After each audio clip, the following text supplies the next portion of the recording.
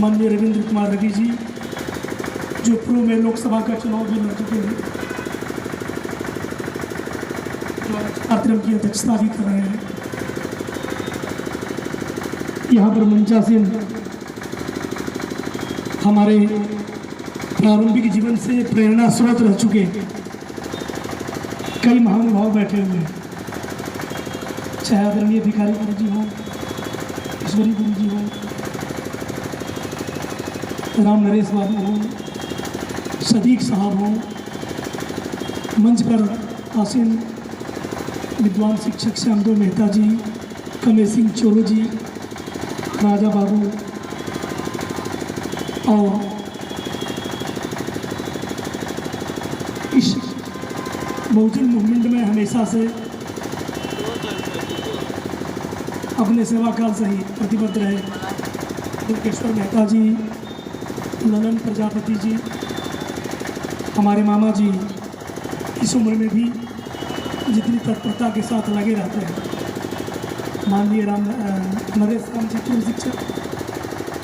आज मैं वेलकम कर रहा हूँ, हार्दिक अभिनंदन और बधाई दे रहा हूँ कर्मचारी संघ के नवनिर्वाचित अध्यक्ष बड़े भैया प्रभुराम जी और इनके नेतृत्व में जो भी यहाँ तमाम विद्वान शिक्षकों का समूह उपस्थित है। चूँकि समय नहीं है, धीरे धीरे शाम ढल रही है, हम आप सबको नमन करते हैं इस महापरिनिर्वाण दिवस के अवसर पर।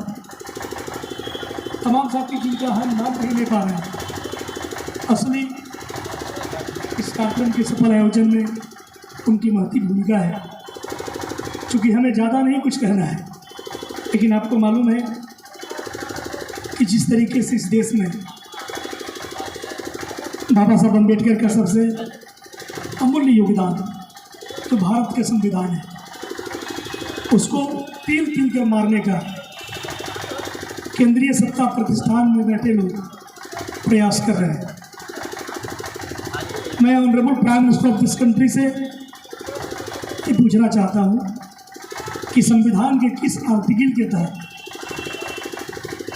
प्राइम मिनिस्टर ऑफिस अब सेवा तीर्थ हो गया? सुने हैं ना आप लोग? राजभवन लोक भवन हो गया, प्रधानमंत्री प्रधान सेवक हो गए। 17वीं सदी की साधारण में जीने वाले,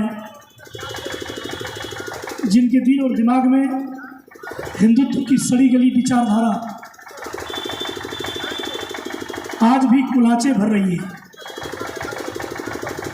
केंद्रीय सत्ता में बैठ करके वो प्रयास कर रहे हैं। उसी कड़ी में न्यू एजुकेशन पॉलिसी भी है। आपको मालूम है ट्रेडिशनल एजुकेशन पैटर्न की व्यवस्था मोदी ने करवाई। अभी तो पार्लियामेंट का सत्र चल रहा है, राज्य विधानसभा का भी इंटर सेशन चल रहा है, लेकिन आपको मालूम है विपक्ष के सांसद जब बहिर्गमन कर जाते हैं तब उन्होंने हमारे लिए जो सबसे ज़रूरी कानून होता है वो लाने का काम करते हैं। अभी फिर नोटंकी चल रही है। Education policy, new education policy जो लाया, आपको मैं बता दूं कि आने वाले दिनों में उसका ये भयावह परिणाम होगा कि जो सरकारी कर्मचारी पदाधिकारी शिक्षकों का बड़ा समूह यहाँ बैठा हुआ है, पूर्व शिक्षक जो प्रेरणा स्रोत में बैठे हुए हैं, न्यू एजुकेशन पॉलिसी इतना खतरनाक है कि हमारे बीच का SC ST OBC माइनॉरिटी समाज के बीच का जो क्रीमी लेयर है वो समाप्त कर देगा। क्योंकि विश्वविद्यालय में मनुस्मृति पढ़ाने की तैयारी चल रही है। रवि जी बोल रहे थे कि अभी 22 प्रतिज्ञा का समय नहीं है, लेकिन आज ये समय आ गया है, आर पार की घोषणा होनी चाहिए। एक तरफ 4 बजे भोर से RSS के लोग शाखाओं में हिंदू राष्ट्र की नींव रखना शुरू करते हैं। केंद्रीय सत्ता प्रतिष्ठान में बैठा इस देश का प्रधानमंत्री महत्वपूर्ण प्रतिष्ठानों का नामकरण करके हिंदू प्रतिमानों के नए मानकों को गढ़ रहा है। तो ऐसी स्थिति में हम जो पढ़े लिखे बहुजन समाज के लोग हैं, ये तय करने का वक्त है कि हम बाबा साहब अम्बेडकर के साथ हैं, उनके संविधान के साथ हैं, या फिर मनुस्मृति के साथ हैं। एक बड़ा तबका है जो अनजाने में मनुस्मृति के प्रावधानों की जय जयकार करने में लगा हुआ है, जो है बहुजन समाज। इसलिए आज 70वीं महापरिनिर्वाण दिवस के अवसर पर पूरा विश्व बाबा साहब को याद करके रो रहा है। आपको मालूम है कि आज ही के दिन 6 दिसंबर हम 92 की बात कर लें तो इसीलिए बाबरी मस्जिद को तोड़ा गया।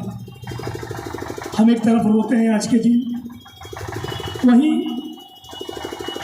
इक्वलिटी, फ्रेटर्निटी और फ्रीडम, रिलीजियस इक्वलिटी का प्रतिनिधित्व बाबरी मस्जिद कर रहा था, उसको तोड़ा गया। एक तरफ इस देश के संविधानवादी अम्बेडकर की मौत पर चार रोते हैं, वहीं बाबरी मस्जिद को डेमोलिश करके इस देश का जो रिलीजियस माइनॉरिटीज़ है उनके जो धार्मिक सुंदरता है उस पर भी करारा प्रहार किया। इसीलिए ये बड़ा साजिश इस मुल्क में चल रहा है। आपको मालूम है, हम ज़्यादा नहीं कहेंगे, यही निवेदन करेंगे आप लोगों से कि आज के दिन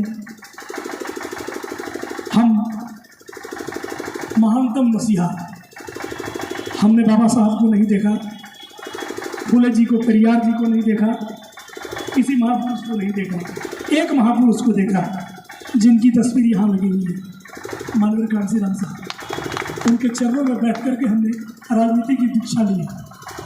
इसलिए उन्होंने यह बात कही थी कि sit together, SC ST OBC sit together, एक साथ बैठो, इट टुगेदर, एक साथ खाओ, एक साथ हम जब चारा लेंगे भाईचारा बनेगा। भाईचारा नहीं क्यों बन रहा है? इसलिए कि SC में ही लोग छूट छात रखते हैं। SC OBC एक साथ बैठ के जिस दिन हम खाना शुरू कर देंगे तो उस दिन भाईचारा, एक साथ चारा लेंगे, भाईचारा बनेगा। और जब भाईचारा बन जाएगा तो हम लाचारों गुलाम नहीं रहेंगे। कांसीराम साहब ने बात कही थी, कांसीराम जी के शिष्य होने के नाते हम एक बार फिर ये संकल्प लेते हैं कि पलामू, गढ़वा, लातेहार के गांव में हम लोग प्रस्थान करेंगे और फिर से वहाँ गार्डन क्लास शुरू होगा। हमें खुशी है कि हमारे साथी रविंद्र कुमार रवि जी, हमारे एक साथी जो unfortunately he is physically challenged, his name is Raja Babu. किधर है राजा बाबू? थोड़ा हाथ उठाइए राजा बाबू। तो मैं बता दूं कि आज के प्रोग्राम को कराने में राजा बाबू का बड़ा श्रेय जाता है, बड़ा श्रेय जाता है रविंद्र कुमार रवि जी का। मैंने कह दिया मेरा ऑपरेशन हुआ है, भाषण नहीं करना है, लेकिन मैं रोक नहीं पा रहा हूँ। राम नरेश बाबू, हमारे सदीक अंसारी साहब, हमारे कई ऐसे साथी, चूँकि आप सब आकर के यहाँ मनोबल बढ़ाए हैं, इसलिए दिल की गहराइयों से हम आपको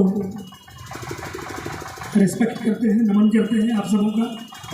और यही मैं निवेदन करूँगा सरकारी कर्मचारी पदाधिकारी जो भी हैं, अगर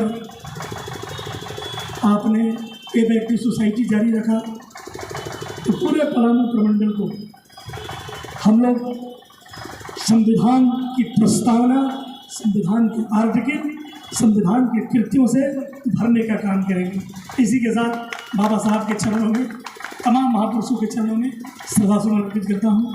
जय भीम, जय कांसीराम, जय भारत, जय भारतीय संविधान। Thank you very much.